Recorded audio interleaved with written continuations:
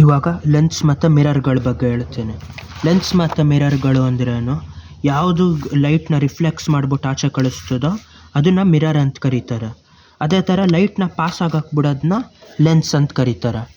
ಇವಾಗ ಅದರಲ್ಲಿ plane mirror, plane lens ಇರ್ತದೆ. ಪ್ಲೇನ್ ಲೆನ್ಸ್ ಅಂದರೆ ಮಾಮೂಲಿ ಫ್ಲ್ಯಾಟ್ ಗ್ಲಾಸು.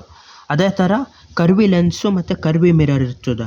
ಆ ಕರ್ವಿ ಮಿರರಲ್ಲಿ ಮತ್ತು ಕರ್ವಿ ಲೆನ್ಸಲ್ಲಿ ಎರಡು ಪಾರ್ಟ್ ಇರ್ತದೆ, ಎರಡು ಬೇರೆ ಬೇರೆ ಥರದ್ದು ಇರ್ತದೆ. ಲೆನ್ಸ್ಗಳಲ್ಲಿ ಯಾವುದು ಅಂದರೆ ಕಾನ್ವೆಕ್ಸ್ ಲೆನ್ಸ್ ಮತ್ತು ಕಾಂಕೇವ್ ಲೆನ್ಸು.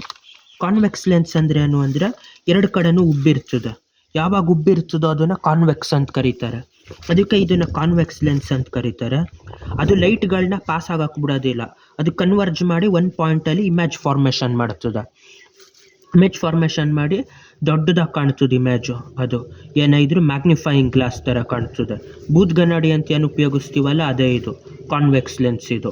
ಯಾಕೆಂದರೆ ಲೈಟ್ನ ಕನ್ವರ್ಜ್ ಮಾಡಿ ಅದು ದೊಡ್ಡದಾಗಿ ಕಾಣೋ ಥರ ಮಾಡಿರ್ತದೆ, ಮ್ಯಾಗ್ನಿಫೈ ಆಗಿರೋ ಥರ. ಹಂಗಾಗಿ ಇದು ಕಾನ್ವೆಕ್ಸ್ ಲೆನ್ಸು.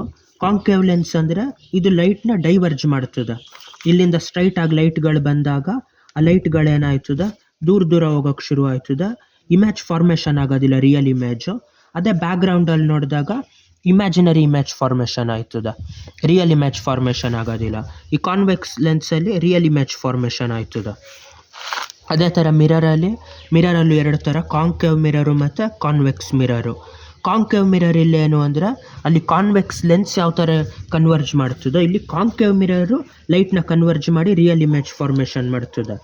ಅದೇ ಥರ ಕಾನ್ವೆಕ್ಸ್ ಮಿರರು ಅದನ್ನು ಡೈವರ್ಜ್ ಮಾಡಿಬಿಟ್ಟು ಇಮೇಜ್ ಫಾರ್ಮೇಷನ್ ಮಾಡ್ದಂಗೆ ಮಾಡ್ತದೆ, ಏನು ದೂರ ದೂರ ಮಾಡ್ತದೆ. ಇಲ್ಲೂ ಇಮ್ಯಾಜಿನರಿ ಇಮೇಜು ಇಂದ ಫಾರ್ಮೇಷನ್ ಆಯ್ತದೆ. ಇದರಲ್ಲಿ ಲೆನ್ಸು ಮತ್ತು ಮಿರರ್ಗೇನು ವ್ಯತ್ಯಾಸ ಅಂದರೆ ಇಲ್ಲಿ ಕನ್ವರ್ಜ್ ಮಾಡೋದು ಕಾನ್ವೆಕ್ಸ್ ಲೆನ್ಸು ಮತ್ತು ಕಾಂಕೇವ್ ಮಿರರು. ಅದೇ ಥರ ಡೈವರ್ಜ್ ಮಾಡೋದು ಕಾಂಕೇವ್ ಲೆನ್ಸು ಮತ್ತು ಕಾನ್ವೆಕ್ಸ್ ಮಿರರು. ಇದೆಲ್ಲ ಒಂದು ಪಾರ್ಟು ದೊಡ್ಡ ಸ್ಪೇರ್ದು ಪಾರ್ಟ್ ಆಗಿರ್ತದೆ. ಅದನ್ನು ತಗೊಂಡಾಗ ಅದರದ್ದು ರೇಡಿಯಸ್ ಆಫ್ ಕರ್ವೇಚರ್ ಎಷ್ಟು ಅಂತ ಗೊತ್ತಾಯ್ತದೆ. ಅದೆಷ್ಟು ಇದ್ರ ಲೆನ್ಸು ಮತ್ತು ಮಿರರ್ ಬಗ್ಗೆ ಇದು. ಬಾಯ್.